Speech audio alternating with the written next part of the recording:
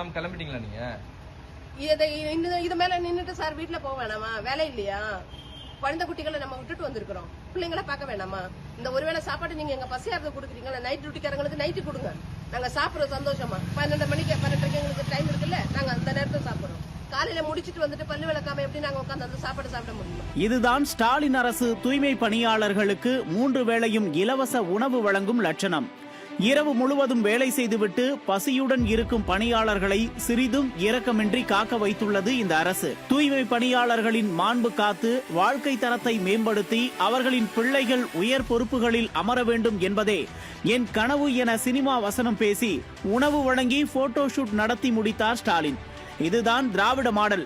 அனைவருக்கும் உணவு வழங்கும் வல்லவர், நல்லவர், நாளும் தெரிந்தவர் ஸ்டாலின் என உருட்ட ஆரம்பித்து விட்டார்கள் திமுகவின் அடிபொடிகள்.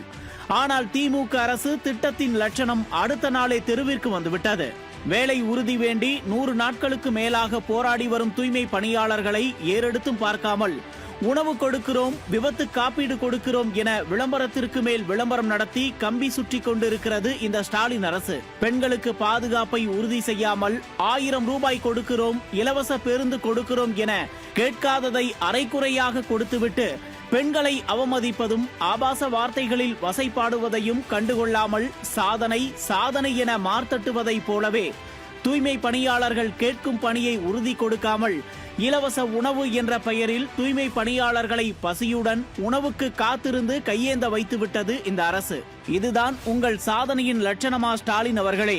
திட்டங்கள் வெறும் விளம்பரத்திற்காகவும் கமிஷன் ஊழலுக்காகவும் தொடங்குவதை விடுத்து உண்மையான நல்லெண்ணத்துடன் மக்கள் பயன்பெறும் வகையில் செயல்படுத்தும் அரசே சிறந்த அரசு.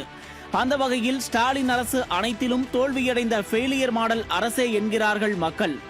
எப்படி பெண்களையும் தூய்மை பணியாளர்களையும் நம்ப வைத்து ஏமாற்றியதோ அதேபோல் திராவிட மாடல் 2.0 என்ற கனவில் நிச்சயம் படுதோல்வியடைந்து ஏமாறும் என்கிறார்கள் அரசியல் நோக்கர்கள்.